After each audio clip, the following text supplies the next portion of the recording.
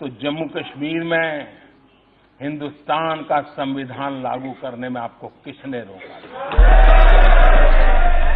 तो जम्मू कश्मीर में हिंदुस्तान का संविधान लागू करने में आपको किसने रोका? माननीय अध्यक्ष जी, कांग्रेस के समय में संविधान की क्या स्थिति थी, लोगों के अधिकार की स्थिति क्या थी, ये मैं जरा इनको पूछना चाहता हूं। अगर संविधान इतना महत्वपूर्ण है जो हम मानते हैं, अगर आप मानते होते तो जम्मू कश्मीर में हिंदुस्तान का संविधान लागू करने में आपको किसने रोका? इसी संविधान के दिए अधिकारों से जम्मू कश्मीर के मेरे भाइयों बहनों को वंचित रखने का पाप किसने किया था? और शशि जी, आप तो जम्मू कश्मीर के दामाद रहे हैं। अरे उन बेटियों की चिंता करते, आप संविधान की बात करते हो, और इसलिए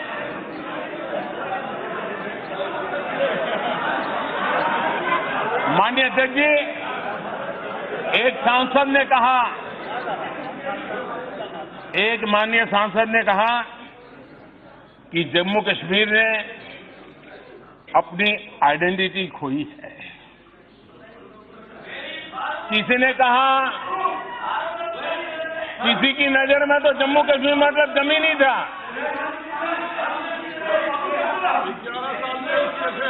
माननीय अध्यक्ष जी, कश्मीर में जिनको सिर्फ जमीन दिखती है, न उनको इस देश का कुछ अंदाज है, न और वो उनकी बौद्धिक दारिद्रता का परिचय करवाता है। कश्मीर ये भारत का मुकुटमणि है। कश्मीर ये भारत का मुकुटमणि है। माननीय अध्यक्ष जी,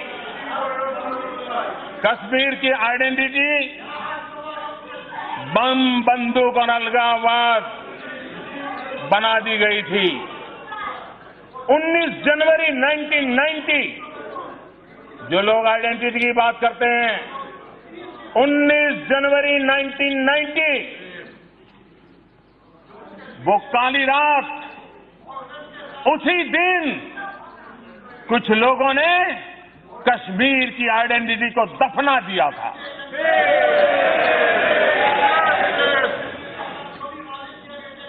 कश्मीर की आइडेंटिटी सूफी परंपरा है।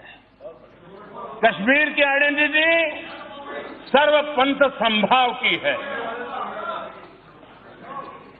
कश्मीर के प्रतिनिधि मां लालदेड़, नंद ऋषि,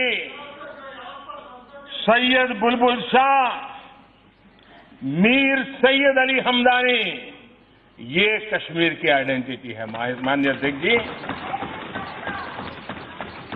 कुछ लोग कहते हैं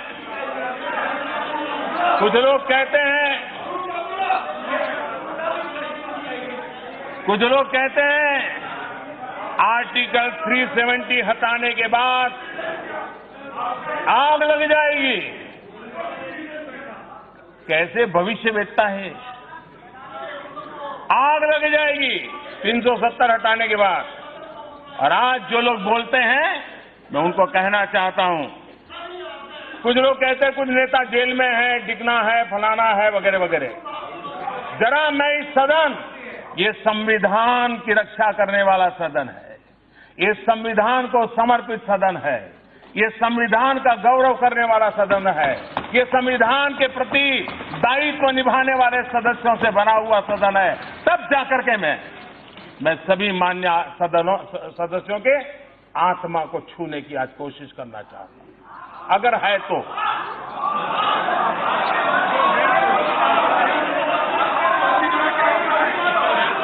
माननीय अध्यक्ष जी, माननीय अध्यक्ष जी,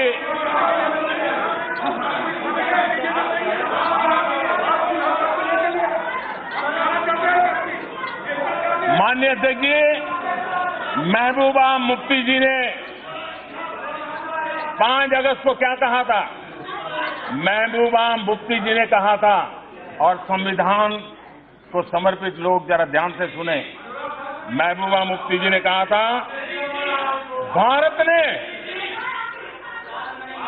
ये शब्द बड़े गंभीर है, उन्होंने कहा था भारत ने कश्मीर के साथ धोखा किया है।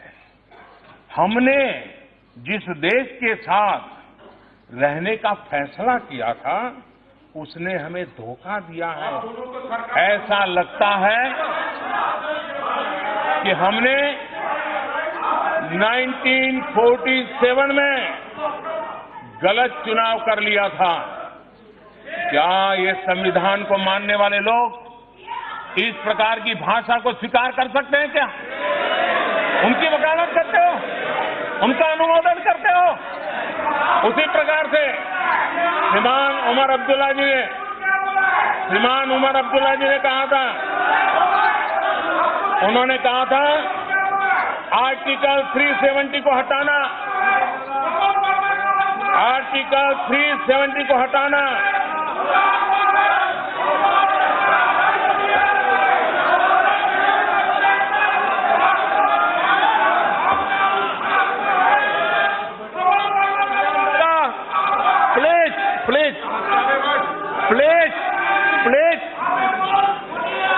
प्लीज माननीय अध्यक्ष जी, उमर अब्दुल्ला जी ने कहा था कि आर्टिकल 370 को हटाना ऐसा भूकंप लाएगा कि कश्मीर भारत से अलग हो जाएगा। माननीय अध्यक्ष जी, फारूक अब्दुल्ला जी ने कहा था, फारूक अब्दुल्ला जी ने कहा था 370 का हटाया जाना कश्मीर के लोगों की आजादी का मार्ग प्रशस्त करेगा। अगर 370 हटाई गई तो भारत का झंडा फहराने वाला कश्मीर में कोई नहीं बचेगा।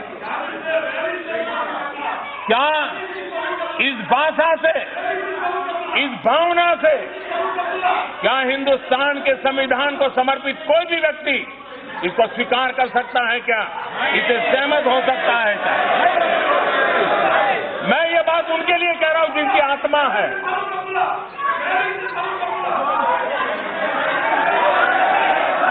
माननीय अध्यक्ष जी,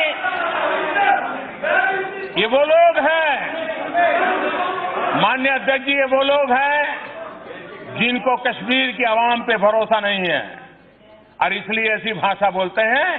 हम वो है जिनको कश्मीर की आवाम पे भरोसा है। हमने भरोसा किया, हमने कश्मीर की आवाम पे भरोसा किया और आर्टिकल 370 को हटाया और आज तेज गति से विकास भी कर रहे हैं। और इस देश के किसी भी क्षेत्र के हालात बिगाड़ने की मंजूरी नहीं दी जा सकती, चाहे वो कश्मीर हो, चाहे नॉर्थ ईस्ट हो, चाहे केरल हो, कोई भी इजाजत नहीं दी जा सकती। हमारे मंत्री भी पिछले दिनों लगातार जम्मू कश्मीर का दौरा कर रहे हैं, जनता के साथ संवाद कर रहे हैं, जनता के साथ संवाद करके वहां की समस्याओं का समाधान करने के लिए हम प्रयास कर रहे हैं।